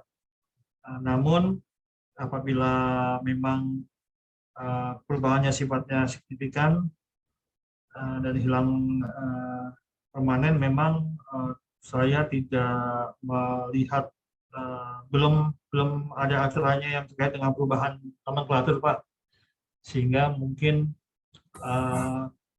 kadang-kadang juga kita melihat ada perubahan pimpinan juga gitu ya, perubahan pimpinan di satu satker gitu. Nah ini mungkin memang yang kita lihat adalah satkernya, tapi kalau perubahan perubahan nomenklatur ini yang kita harus lihat lagi ya, dan kita mungkin coba carikan dasar hukumnya. Tapi intinya seperti itu Pak Roni. Mungkin demikian tanggapan dari kami. Kalau ada tambahan dari Mas Bagus selaku evaluator, kami silakan Mas Bagus. Mungkin Pak Asdep, Bapak Ibu, mungkin semua sudah disampaikan oleh Pak Asdep tadi berkaitan dengan mungkin pertanyaan terakhir berkaitan dengan perubahan nomenklatur ini. Kalau untuk perubahan hanya sekedar nomenklatur Pak, tapi secara tusi, tugas utama fungsi, kemudian pemberian layanan, kemudian stakeholder terkait tidak berubah sama sekali dari nomenklatur sebelumnya, secara predikat sebenarnya masih tetap diperoleh ataupun tidak hilang. Sekian tambahan dari saya, Bapak Ibu. Terima kasih. Terima kasih Mas Bagus. Baik. Kami silakan kembali kepada moderator. Iya. Mas Terima Yudi, kasih izin, Pak. Mas. Silahkan Bu Karo. Iya. Terima kasih Mas Yudi, Bapak Ibu mohon maaf. Ini saya ingin menanyakan satu hal yang tadi terkait dengan perubahan nomenklatur, Pak. Mungkin kami mohon jika ada acuannya seperti apa yang dimaksud perubahan signifikan. Karena kebetulan Pak, UPT kita di bawah Ditjen Guru dan Tenaga Kependidikan ini berubah. Ya, dari P4TK dan LPPK SPS itu nanti tidak ada lagi. Adanya adalah Balai Besar Guru Penggerak. Sementara P4TK ini sudah banyak Pak yang mendapatkan ZIWPK WBBM seperti saya nggak hafal satu-satunya, tapi nanti beberapa di antaranya sudah. Kemudian UPT di bawah Ditjen PAUD Dikdasdikmen. Ini ada dua macam, ada 3 jenis UPT, yaitu LPMP, PP PAUD Dikmas, dan BP PAUD Dikmas. Ya, ini ada 3 jenis UPT. Nanti dan sudah terbit persetujuan, ini sedang proses menunggu harmonisasi di Kumham, bahwa UPT di bawah PAUD Dikdasdikmen itu yang tadinya LPMP akan berubah menjadi Balai Besar Penjaminan Mutu dan Balai Penjaminan Mutu untuk yang eselon 3. Jadi ada 2 eselonisasi, ada yang eselon 3 dan ada eselon 2. Nah, terkait yang dimaksud dengan perubahan signifikan ini seperti apa? Karena memang kita nggak mungkin hanya mengubah nomenklaturnya saja, tetapi ada fungsi lain yang memang diberikan penguatan di dalamnya sesuai dengan arah kebijakan kementerian dalam menjalankan mandat yang diberikan oleh Presiden. Itu pertama ya, terkait dengan pelaksanaan penjaminan mutu yang selama ini dilakukan oleh LPMP. Ini Bapak Ibu dari LPMP ini sekaligus sebagai info ya, bahwa persetujuan sudah terbit, jadi kita sedang proses menunggu harmonisasi. Dan kemudian yang tadi saya sebut yaitu PP PAUD Dikmas dan BP PAUD Dikmas ini tidak ada lagi, Pak. Nanti UPT tersebut pindah ke GTK, Pak, dan berubah nama menjadi Balai Guru Penggerak dan Balai Besar Balai Guru Penggerak ya. Kalau yang BP PAUD Dikmas, kalau yang PP PAUD Dikmas itu tetap ada di bawah GTK PAUD Dasmen dan berubah menjadi BPPMP, sementara yang BP PAUD Dikmas yang eselon 3 itu berpindah ke Ditjen GTK menjadi Balai Guru Penggerak. Tentu saja ini fungsinya memang terkait guru sebenarnya, sama dengan pelatihan guru, peningkatan kompetensi guru, tetapi kalau yang tadi disebut signifikan ini yang mungkin mohon kami dapat diberikan pencerahan, karena di antara BP PAUD Dikmas ini sudah ada beberapa yang mendapatkan ZIWBK. Apakah kami tidak boleh nanti tiba-tiba misalnya ini BP PAUD Dikmas salah satunya yang sudah menjadi Balai Guru Penggerak di wilayah yang sama, kemudian tidak dianggap lagi sebagai zona integrasi, padahal pegawainya juga pegawai itu juga, sistem kerjanya juga itu, layanan juga tetap layanan. Ini malah lebih luas, tidak hanya ke PAUD tapi juga seluruh guru untuk semua jenjang mulai dari PAUD, Dikdas, Dikmen. Nah, ini mohon Pak, nanti mungkin kami bisa diberikan arahan karena juga ini terkait dengan dalam waktu dekat ini akan berubah secara signifikan, tapi signifikan menurut kami apakah sama dengan signifikan yang Bapak sampaikan tadi. Terima kasih, Pak. Baik, terima kasih Bu Karo. Mohon izin Pak Asdep mungkin bisa langsung ditanggapi. Baik ya Pak Yudi, terima kasih Bu Karo. Terima kasih ada pertanyaannya. Jadi nanti mungkin secara rinci, mungkin nanti kalau sekiranya Bu, proses harmonisasi sudah selesai dan sudah disetujui untuk perubahan mungkin SOTK Bu ya, berarti ya perubahan SOTK dan mungkin bukan cuma nomenklatur. Mungkin nanti kami bisa diskusi lebih lanjut Bu, nanti sekiranya sudah ada daftarnya gitu, mana-mana saja yang berubah dan mungkin predikatnya mana.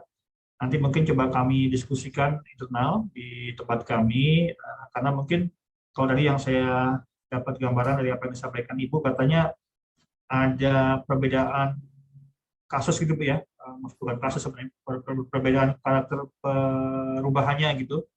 Ada yang sekedar nomenklatur tapi orangnya sama, ada yang karena di tempat kami pun juga sekarang dengan perubahan SOTK ini memang namanya ada yang berubah, ada yang namanya tetap tapi pejabatnya yang berubah gitu Bu ya. Ada yang pejabatnya tetap tapi SDM di bawahnya yang berubah. Jadi memang nanti akan kami lihat, mungkin kami akan coba lihat Bu, kami akan berhasilkan dan tentunya kami juga akan mungkin nanti juga akan mohon masukan di kedeputian lain di Kementerian PAN-RB, mungkin di kedeputian SDM aparatur dan kemudian mungkin juga di kedeputian tata laksana dan kelembagaan dan tata laksana, mungkin untuk melihat kembali sekiranya nanti mungkin pada waktunya setelah selesainya proses dan mungkin dasar hukum yang menjadi pegangan perubahan SOTK dan perubahan kerja di lingkungan Kemdikbud nanti Bu ya. Mungkin sebenarnya demikian Bu Yani untuk teknisnya kami akan tunggu dari Ibu mungkin informasi lebih lanjutnya. Siap, Pak. Terima kasih. Baik, terima kasih Ibu. Siap, terima kasih Bu Karo, Pak Asdep. Sekarang kita lanjut ya, ada dua yang raise hand. Yang pertama Pak Witarsa dari Universitas Tanjung Pura dan satu lagi Pak Dery dari BP PAUD Dikmas. Ya. Silakan mungkin ke Pak Witarsa terlebih dahulu. Silakan Pak Wit. Baik, Assalamualaikum warahmatullahi wabarakatuh. Selamat siang dan salam sejahtera. Pak Andi, selamat siang. Ini ada yang ingin ditanyakan nih Pak Andi, bahwa Universitas Tanjung Pura sudah 2 kali juga mengikuti, namun belum berhasil. Nah, mungkin yang menjadi tanda tanya tuh, saya sependapat tadi dengan Pak Andi, kalau administrasi sudah lolos, biasanya ada yang lain tuh kan. Nah, mudah-mudahan yang lain-lain ini bisa kita peroleh gitu ya. Apakah misalnya LHKPN-nya, atau mungkin LHKSN, kemudian kalau surveinya tentang kepuasan publik, persepsi korupsinya gitu kan, atau mungkin ada hal-hal lain yang sesuatu lah gitu kan. Nah, sehingga hal-hal yang benar-benar tidak kita ketahui ini sebenarnya yang membuat penasaran. Nah, mudah-mudahan nanti bisa kita peroleh sehingga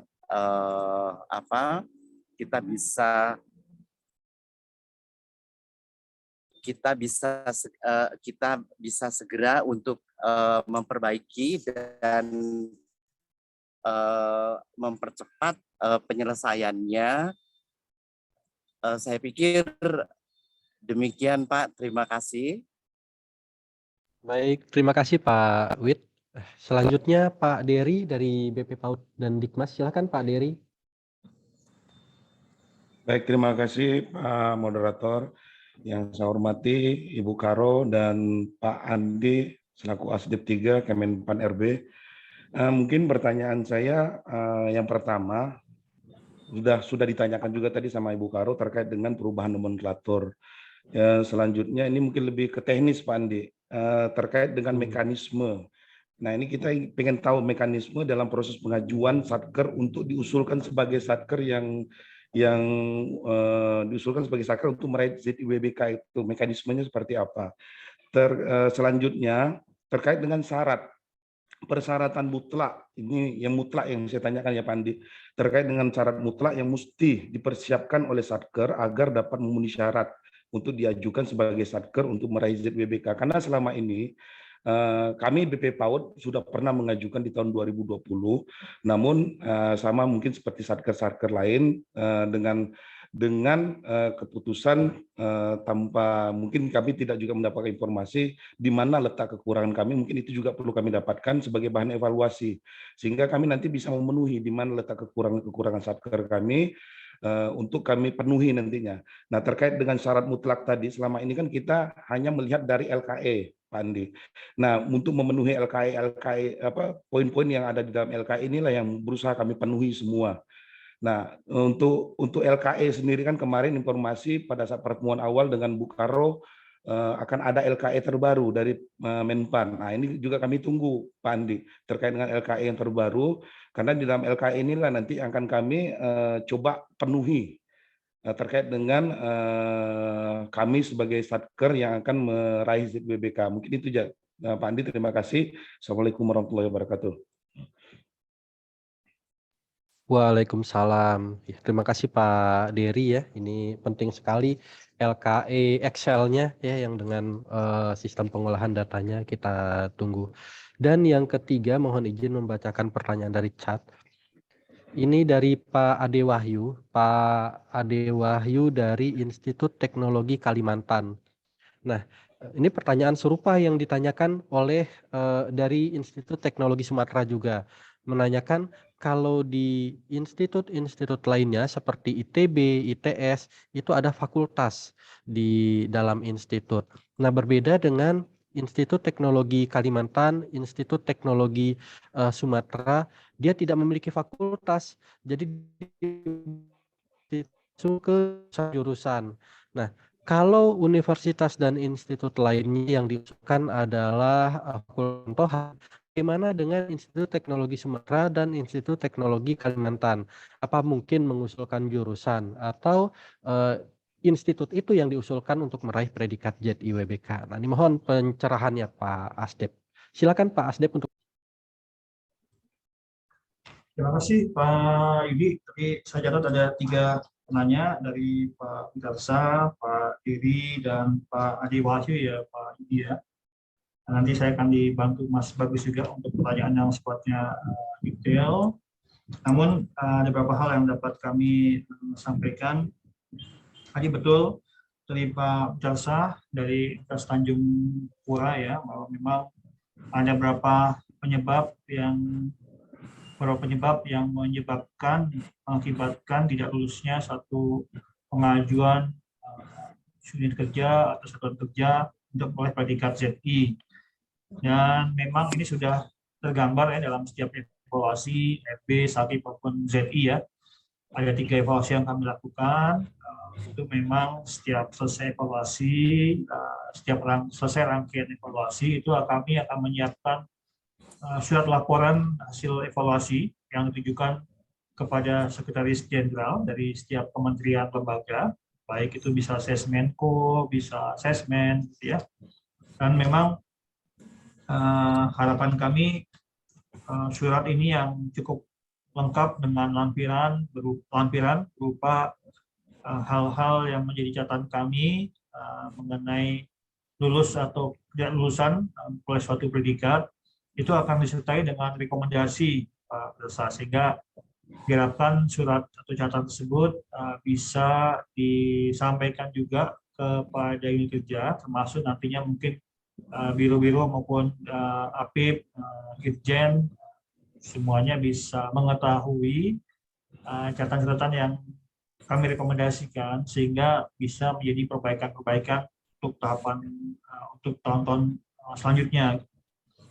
Nah, ini mungkin yang perlu dilihat adalah masukan-masukan dari kami, catatan dari kami, sehingga kami akan menilai apakah untuk tahun selanjutnya apabila diajukan kembali itu sudah memenuhi atau sudah memperbaiki catatan-catatan yang kami sampaikan tahun sebelumnya. Itu akan kami lihat di situ memang, dan tadi juga sudah kami sampaikan bahwa setelah administrasi kemudian ada tahapan untuk survei, kemudian validasi. Survei pun kadang-kadang ada yang tidak memenuhi jumlah respondennya, minimal jumlah responden 30, tapi ternyata banyak yang tidak memenuhi, atau mungkin dari segi validasinya ternyata respondennya ini tidak valid gitu ya, sehingga terpaksa meskipun ada hasil survei namun kualitas hasil surveinya ini belum sebaik yang diharapkan.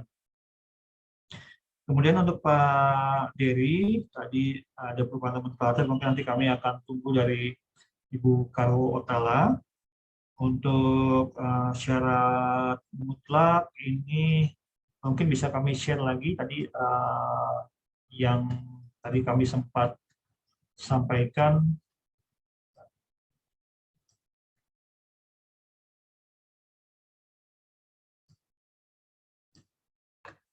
Nah, ini mungkin bisa terbaca Pak Yudi dan Pak Dery.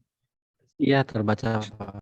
Nah, ini ada baik, ada beberapa perubahan sesuai dengan Kemenpan RP yang baru nomor 90 tahun 2021. Ini ada beberapa syarat yang mengalami perubahan, sehingga ini mungkin ada syarat-syarat yang bisa menjadi pegangan Bapak Ibu sekiranya nanti setelah ada koordinasi dengan TPI masing-masing, mungkin ini bisa dilihat saat menuju WBK dan menuju WBPM, dan ini semua memang sudah tergambar ada di Permenpan 90 2021, ini bisa menjadi pegangan Bapak Ibu, mana hal-hal yang perlu dikuatkan yang menjadi penekanan Bapak Ibu sehingga sekiranya sudah memenuhi syarat bisa diajukan baik untuk predikat BPK maupun untuk predikat WBBM.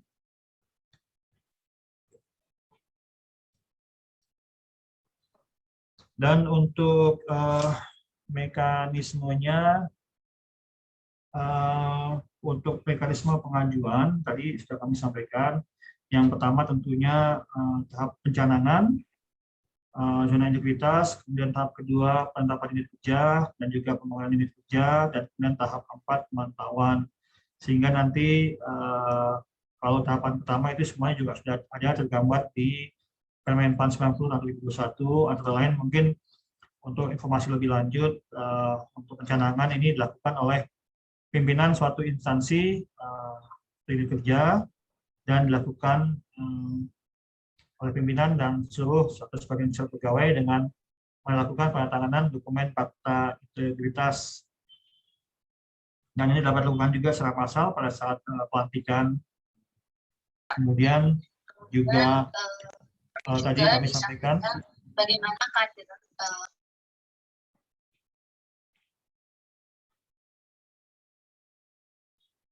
baik, kami lanjutkan.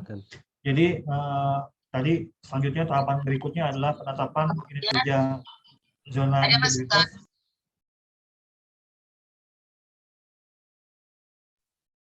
Silakan Pak. Maaf tadi ada kebocoran. Iya, oke baik. Jadi ada penetapan unit kerja zona integritas setelah pencanangan dengan penetapan unit kerja yang memenuhi kriteria atau lain unit kerja yang melakukan pelayanan utama, kemudian unit kerja yang memiliki risiko tinggi dalam rangka penegakan daya anti korupsi dan pelayanan prima, dan yang diajukan tersebut adalah unit kerja yang ditetapkan adalah unit kerja yang mempunyai dampak luas bagi masyarakat apabila dilakukan pembangunan zona integritas. Kemudian tahap yang berikutnya adalah pembangunan unit kerja dalam mekanisme pembangunan ZI ini. Tentunya kemudian diharapkan ada tim kerja dalam rangka pelaksanaan program kerja pembangunan unit kerja ini yang terdiri dari pegawai pada unit kerja untuk melakukan pembangunan pada tiap area perubahan. Kemudian tim kerja menyusun dan mengkoordinasikan rencana aksi yang terukur dan memiliki target. Tadi juga bisa ditanyakan juga ini oleh teman dari USN Kolaka. Kemudian yang penting adalah dalam hubungan ini membangun komitmen antara pimpinan dan pegawai dalam pembangunan zona integritas. Kemudian untuk kemudian dilakukan pemantauan pembangunan zona integritas ya, selain melakukan survei mandiri, kemudian membuat berbagai inovasi dalam upaya perbaikan pelayanan, kemudian juga monitoring secara berkala, dan tentunya perlu dilakukan pendampingan dan pemantauan oleh tim TPI, tim penilai internal, untuk memastikan bahwa pelaksanaan program pembangunan ZI berjalan sesuai dengan yang direncanakan. Sehingga tim TPI ini cukup banyak perannya, sehingga menjadi tempat konsultasi bagi unit kerja dalam pembangunan zona integritas dan menjadi fasilitator. Dan kemudian TPI nantinya juga akan berkonsultasi dengan tim penilai nasional dalam pembangunan zona integritas, dan kemudian nantinya TPI juga melakukan pemantauan setelah oleh predikat BPK WBBM. Sehingga ini antara lain hal-hal yang mungkin penting yang ada di Permenpan 90 mengenai mekanisme untuk pengajuan atau pembangunan zona integritas. Mungkin demikian Pak Diri tanggapan dari kami. Jadi mungkin kalau untuk yang pertanyaan Pak Ade Wahyu, mungkin secara singkat dapat kami sampaikan bahwa secara garis besar kalau untuk institut itu kurang lebih sama dengan politeknik, jadi yang diajukan secara organisasi institutnya saja dan bukan jurusan. Jadi berbeda dengan universitas itu biasanya fakultasnya. Mungkin demikian tanggapan kami untuk 3 penanya, Pak Abdalsa, Pak Dedi, dan Pak Adi Wahyu. Mungkin sekalian ada tambahan dari Mas Bagus, kami silakan. Bagus. Silakan Pak Bagus. Ya, baik, terima kasih Pak Asdep dan Pak Yudi selaku moderator. Mungkin saya sedikit menambahkan saja perihal pertanyaan nomor 2 tadi berkaitan dengan syarat pengajuan satker. Mungkin saya hanya menambahkan apa yang telah disampaikan oleh Pak Andi maupun dalam paparannya. Mungkin Bapak Ibu dari satker yang mengajukan SETI mungkin juga bisa membaca pada bab 2 pada Permenpas 90 2021, di mana bahwa ada beberapa kriteria syarat lain, diantaranya yang pertama yaitu LHKSN, LHKPN harus 100%, kemudian tindak lanjut penyelesaian hasil dari APIP atau PPK 100%, kemudian ada beberapa persyaratan baru yang mungkin belum ada pada Permenpas 10 tahun 2019 sebelumnya, yaitu sudah melakukan pembangunan ZI menuju WBK minimal 1 tahun, itu untuk WBK, kemudian memperoleh predikat sakit dari evaluasi internal minimal B, itu untuk menuju WBK. Kemudian untuk WBBM sendiri, itu sudah melakukan pembangunan ZI menuju WBBM minimal 1 tahun, kemudian untuk predikat sakit dari satker yang mengajukan WBBM sendiri dari hasil evaluasi internal yang dilakukan oleh inspektorat memperoleh predikat sakit BB. Itu semua ada dalam Permenpas 90 tahun 2021 di bab 2, Bapak Ibu. Mungkin sedikit menambahkan dari jawaban dari Pak Andi. Sekian, terima kasih. Saya kembalikan ke Pak Yudi selaku moderator. Terima kasih Pak Bagus. Untuk LKE-nya Pak Bagus. Baik, untuk LKE nanti LKE-nya Pak Bagus. Ya, untuk LKE nanti setelah ada juknis dari internal, kami pasti akan melakukan share ataupun LKE versi Excel-nya Bapak Ibu.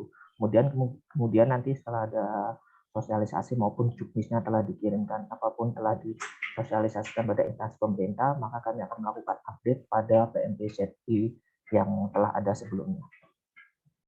Jadi kami masih menunggu juknis lagi dari internal kami, seperti yang disampaikan oleh Pak Asdep tadi. Terima kasih. Baik, terima kasih Pak. Terima kasih Pak Bagus. Ya, terima kasih Sama-sama, Pak Asdep. Bapak Ibu, kita sudah 2 jam ya berdiskusi, mendengarkan sosialisasi dari Pak Asdep.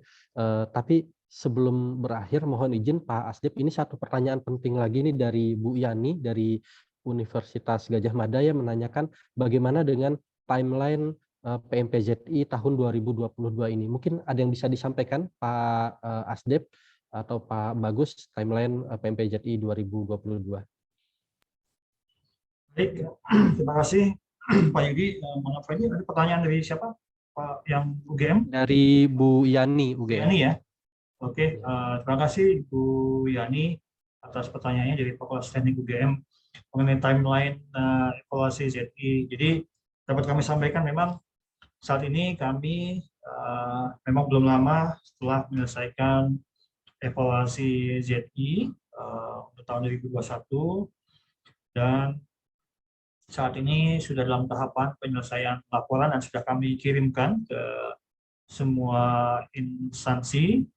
Dan memang kalau tadi kami sampaikan di awal, memang merupakan kerja besar juga, karena sebagai contoh di Kasepan wilayah 3 ini kami menangani 18 kementerian lembaga, ada 9 provinsi, termasuk sekitar 150-an kabupaten kota, yang mungkin nanti kami perlu satu-satu memang kami siapkan laporan hasil evaluasinya berdasarkan hasil evaluasi tim evaluator setelah mulai penyusunan pimpinan. Dan selanjutnya untuk tahapan berikutnya saat ini kami menyelesaikan hasil evaluasi, laporan hasil evaluasi RB dan Sakip tahun lalu.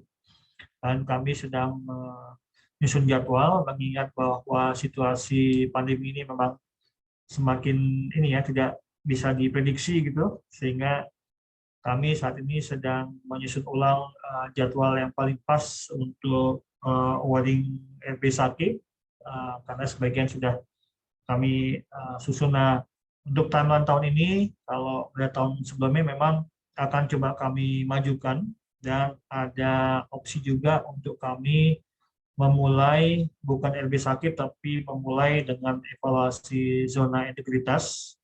Jadi mungkin perkiraannya mungkin nanti akan kami konfirmasi lagi, tapi ancer-ancernya mungkin bulan April, Mei itu kami sudah memulai untuk evaluasi ZI. Tapi ini masih tentatif ya, masih tentatif karena masih menunggu persetujuan pimpinan apakah betul nantinya kita akan rubah yang semula biasanya kita memulai dengan evaluasi LB dan Sakib, tapi tahun ini kita akan rubah yang biasanya evaluasi ZI belakangan kita akan buat duluan gitu kegiatan evaluasinya. Mungkin demikian, mudah-mudahan bisa menjawab pertanyaan dari Ibu Yani dari UGM. Demikian Pak Yudi, terima kasih atas perhatian Bapak Ibu semua, dan terima kasih atas pertanyaan yang kami terima, dan kami akan mencatat semuanya. Terima kasih. Terima kasih Pak Asdep.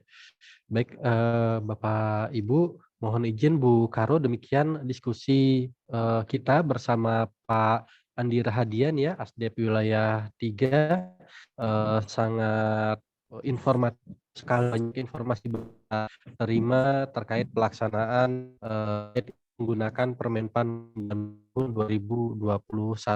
Nanti kita akan menerima LKE Excel-nya ya, Pak Asdep, Pak Bagus, untuk bisa kita share ke teman-teman Satker yang akan mengikuti kontestasi ZI tahun 2022 ini. Baik, Bu Karo, mohon untuk memberikan kata-kata menutup kegiatan sosialisasi kita pada siang hari ini. Silahkan Bu Karo. Baik, terima kasih Mas Yudi. Bapak Ibu yang saya hormati Pak Andi Rahadian sebagai narasumber kita, tentu saja apresiasi dan terima kasih yang sebesar-besarnya kepada Bapak narasumber Pak Andi atas perkenannya menyampaikan sosialisasi awal